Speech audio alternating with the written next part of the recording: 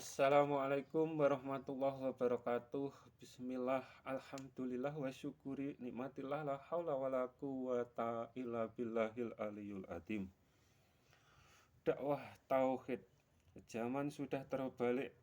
Banyak ustadz yang mengaku berdakwah tauhid, akan tetapi yang diajarkan atau kata-kata yang terlepas dari mulutnya hanya kata bid'ah, kata sesat, dan hanya untuk mengkafirkan orang lain. Ustadz yang seperti itu atau mereka-mereka itu tidak tahu apa itu kafir yang sesungguhnya.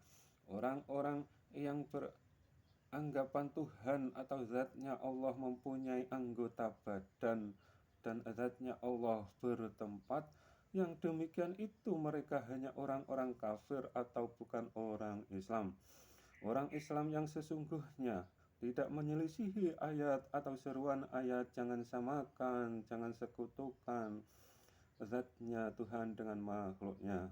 Ustadz yang sering berkata kembalilah ke Al-Quran, kata yang keluar dari mulutnya hanya tameng atau hanya untuk mengumpet saja, tidak mereka laksanakan, bahkan ingkar dengan yang dikatakan sendiri, atau mereka ingkar dengan sisi ayat ketuhanan yang menunjukkan keberadaan Tuhan dekat, dan hanya iman sisi ayat yang menunjukkan keberadaan Tuhan di atas saja. Juga yang sebaliknya sama saja, atau disebut bertauhid bermata sebelah. Kalian tahu kalau yang tidak percaya dengan ayat disebut apa atau kafir? Dalam tauhid hanya ada dua kata, makhluk dengan Tuhan. Bila salah Tuhan berarti menyembah makhluk. Kalau yang kalian sembah makhluk, tentunya surga kalian juga surganya makhluk yang bermata sebelah. Sama dengan tauhid kalian untuk memasukinya tanpa dihisab.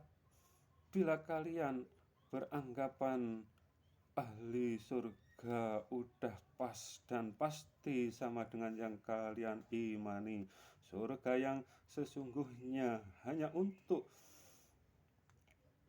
yang imannya sama dengan para nabinya. Semua nabi beragama Islam karena semua nabi satu Tuhan. Semua nabi diutus agar umat di masa atau zamannya mendapatkan pencerahan.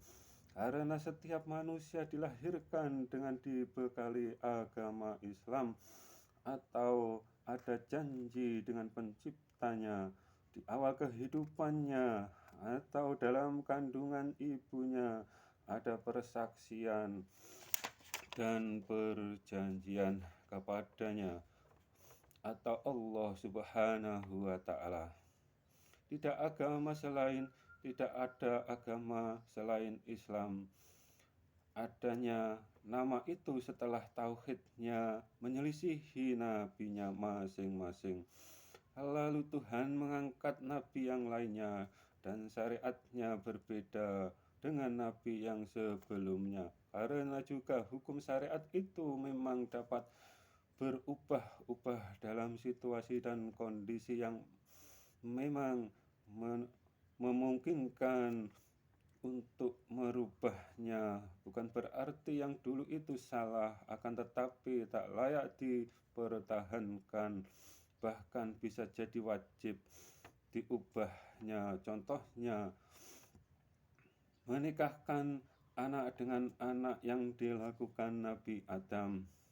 Contohnya, yang dilakukan para sahabat Nabi melakukan bid'ah wajib.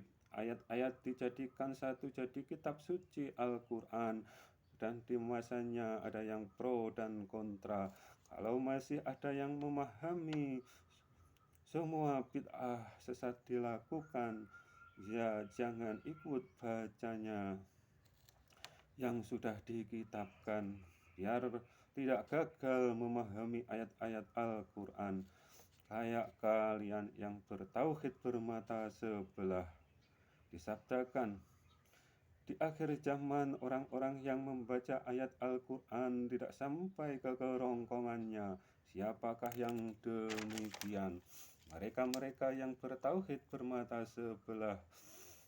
Yang seperti itu mereka tidak percaya dengan zatnya yang disebut Allah subhanahu wa ta'ala, maha besar atau yang paling besar.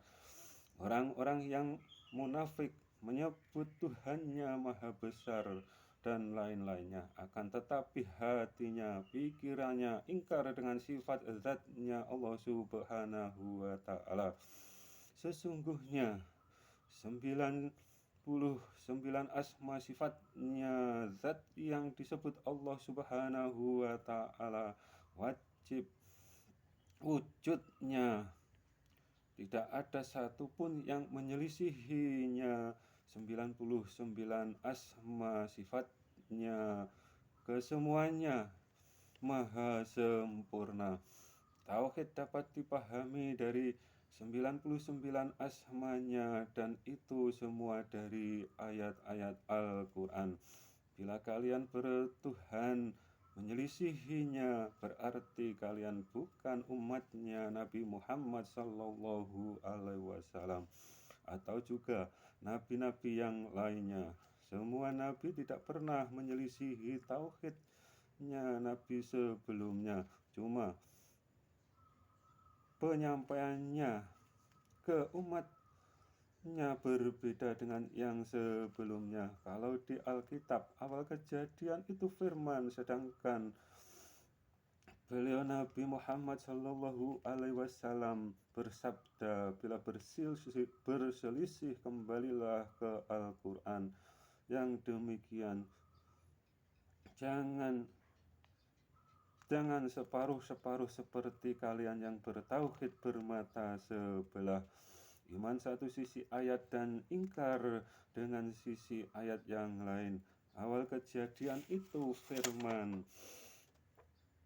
kembalilah ke Al-Quran, pahami asal muasal titik, atau pahami keberadaan titik. Kesemuanya satu makna, tidak ada ayat atau firman atau titik yang menyamai, menyerupai, apalagi melebihi kitabnya. Kalian siapa saja, entah ustadz, guru, mursyid,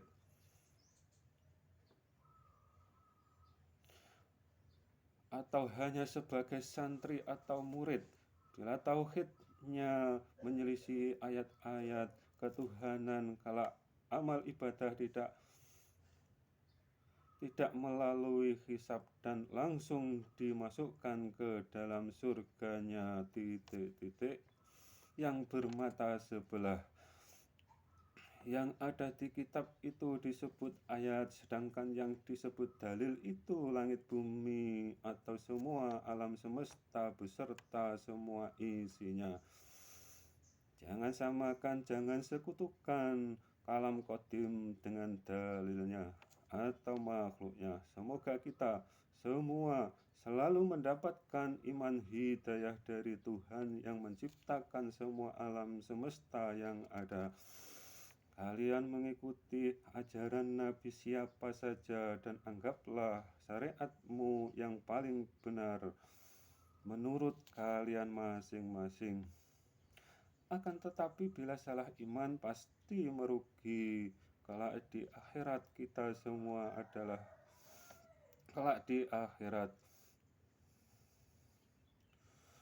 Kita semua adalah anak cucu Nabi Adam. Kita semua dibekali agama Islam.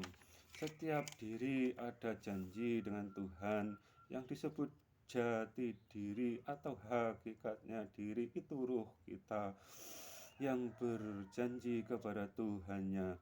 Islam akan bangkit dengan bersimbol merah, putih, dan hijau. Merah itu lambang dari jasad, pikiran, dan hati,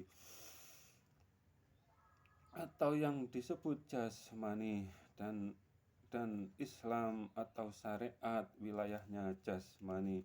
Putih itu lambang dari rohani, keilmuannya iman wilayahnya rohani, hakikat wilayahnya ruh, makrifat wilayahnya jiwa atau rasa dalam jiwa yang berdekatan dengan ruh atau dalam rohani. Hijau simbol kehidupan, kita hidup karena adanya ruh, atau hijau itu ruh kita, ada janji saat bersaksi kepadanya yang telah meniupkan ruh.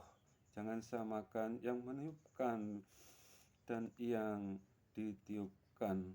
Hukum bersaksi, ada yang disaksikan dan yang menyaksikan atau yang menciptakan wajib berbeda dengan makhluknya. Ini pengertian dari seruan ayat Al-Quran. Bila ada yang memahami awal kejadian itu titik-titik lalu jadi titik-titik lagi, dan dipahami menjadi kalam qadim, yang demikian konslet pemahamannya. Karena ilmu ketuhanan tidak bisa kalau hanya dipahami dengan akal pikiran. Kalau di tauhidnya orang Nusantara atau nenek moyang orang Nusantara, Tuhan mereka tidak dapat dipahami dengan akal pikiran. Zatnya Tuhan mereka tidak dapat disamakan dengan makhluknya. Tauhidnya orang Nusantara mungkin dari Nabi Nuh, karena kayu jati Jawa sama dengan sampel fosil perahunya Nabi Nuh. Juga mungkin dari Nabi Ibrahim, karena istri Nabi Ibrahim atau Siti Khoturah dari Nusantara. Yang seperti ini jangan kalian debatkan, karena ada yang lebih penting. Karena ajal bisa datang kapan saja. Bila salah iman, ruh akan gentayangan karena tidak tahu jalan pulang atau menghadap Tuhan,